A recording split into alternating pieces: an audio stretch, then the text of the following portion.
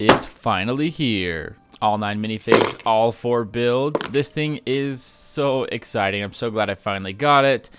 Let's take a look at it. Of course, this set will not be without its flaws, but in this video we're going to decide if it's still worth it. We'll start off taking a look at the builds and then head into the minifigures, so stay tuned till the very end to see how those helmet holes really hold up. But starting off with our main build of the set, we have the Droid. For what it's worth, the Droid looks pretty good. It's using the color scheme of Christophsis in the Clone Wars movie, and the legs look great too. They're built using 3 different hinges and can have a ton of different movement. The back of the legs have open studs, so you could potentially place something back there if you wanted to. As you can see, the Droid itself though is very nimble, and you can move it in whatever orientation you'd like, as well as spin the top 360 degrees just like you should be able to. The top of the dome is really nice looking, very smooth off, and all the guns look great too. Considering they used a very small amount of pieces for this, they did a great job at making sure it looked like the Droid. And opening it up, you can see they put a brain inside of it. I'm not sure what it's supposed to be, but it's the coolest looking piece in the set, and sad that it's just hidden behind a dome. Zooming in closer, you can see how the actual guns are built, even though they don't shoot. It's just a stick and a hook piece.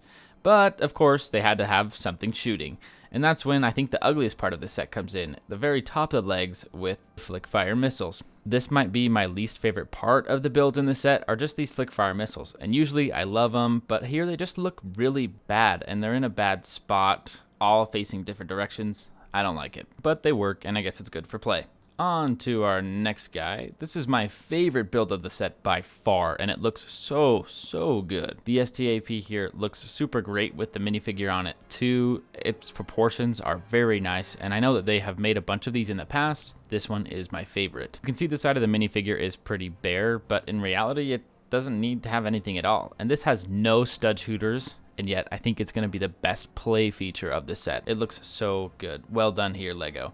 But then we get our speeder bike and whatever that thing is. Honestly, the originals here are better. This one is just kind of barren. The first one looks bad with that stud shooter, and because it's a stud shooter, there is nowhere for a minifigure to hold on to. Unlike the original, which had a weapon on it for a minifigure, this is just lazy. In 17 years, this build might be more complicated, but this is absolutely a downgrade.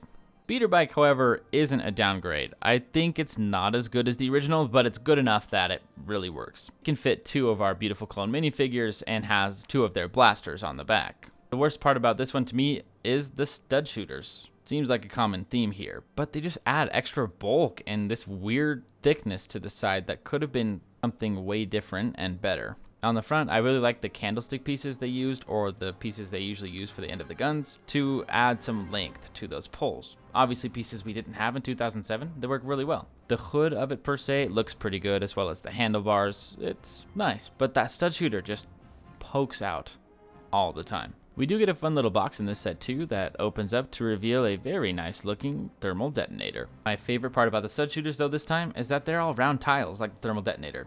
That's good at least. And finally, let's talk about the minifigures. Arguably the most important part of any LEGO Star Wars set, but especially a battle pack specifically tailored to clones and battle droids. This set does not disappoint at all, with 4 clone troopers and 5 battle droids. That's 3 supers and 2 B1s. This is such a fantastic figure lineup for a $30 set. Even though it is more expensive than a regular battle pack, it is so worth it. Every single figure here is collectible and usable. They are all army builders, which is fantastic and something that LEGO doesn't tend to do all the time with their battle packs, so they got this one perfectly right. With that said, of course, these figures aren't without their flaws, so let's get into the nitty-gritty and see if these figures are really worth the price tag. Of course, our 2B1 battle droids are classic, easy, simple. They come with extra arms, so you can put them in whatever orientation you want to. The only thing I don't like about one of the B1s is the one that's hanging out on the STAP. The reason for that is they added a gray clip to the back to hold his gun. It doesn't look terrible, but this would have been a great time for LEGO to introduce this piece in a tan color. It would just look a little bit better. Honestly, I love clones, but I think the super battle droids are my absolute favorite part of this set. They are almost perfect in every way and look so good. LEGO absolutely shocked me with these super battle droids, making them more accurate than the previous. I don't know if LEGO has made something more accurate from the prequels in a really long time. Looking at one of these new ones alone, it is very hard to tell that there's any difference at all. It looks like the exact same battle droid that we got years ago. The mold, the arms, the legs, they look all the same. But are they? No. they're not. Originally, I just thought that pinhole at the top of the new one was the only difference, but in fact, these are completely different battle droids. The molds are all different, even the arms. The difference is subtle, but you can see on the arms how there's an indent on the actual arm of the new one, as well as just very slight differences to the hand and everything else. The joint at the top is also very slightly smaller than the old one. We'll admit the legs look very similar, but I think they're still different. They do worry me a little bit though, because the connection feels the exact same as the old ones, so I wonder if this clip is going to start breaking over time, but we'll have to wait and see for that one. You can see with my old one, that clip is already broken and it's just sitting on top of its legs. But with the new and the old ones, the gaps on the back are even different too. It may not be that big of a difference to most, but to me, that is just a huge benefit, is because the new one looks better from the back. And the front looks even better on the new one too. You can tell just how much bulkier the old one is, when in reality, the thinner, more slender face on the front is actually more accurate. I think I like the bulk of the body and the shape of the original one better. It's just slightly different, but honestly, the new one just blows the original out of the park in so many ways. It's just better. But then we have to put a pause and talk about our clone troopers. Can we really say that they're better than the originals? Honestly, addressing the elephant in the room, yes, the helmet holes are noticeable and they are in the wrong spot. But is that a deal breaker for this set? Does that make this set from a 10 to like an 8? I don't know. Reality is, taking a look at just one of these figures alone, they look fantastic. They look really good as clone troopers, and even though they have that really small helmet wart, they still look awesome. The printing on the legs, the chest piece, and all the accessories you get with these figures look awesome. Even the helmet printing isn't that bad.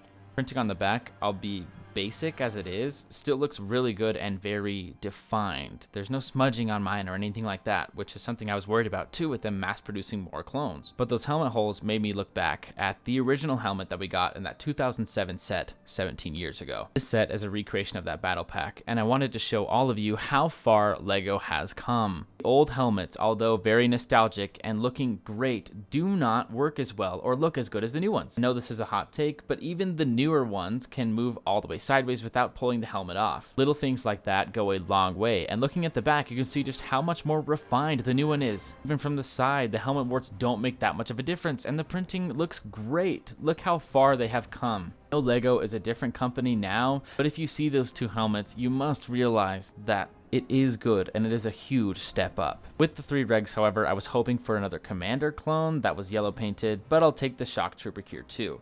The red looks great, and honestly, my printing looks awesome too, helmet warts and all. The back looks good, just adding a little bit of red to the bottom to make it look like a Shock Trooper. But that is it. That is this beautiful droid versus clone, clone versus droid Mega Battle Pack. Final thoughts on this guy. Honestly, this is my favorite LEGO Star Wars set since the 501st Mega Battle Pack originally released.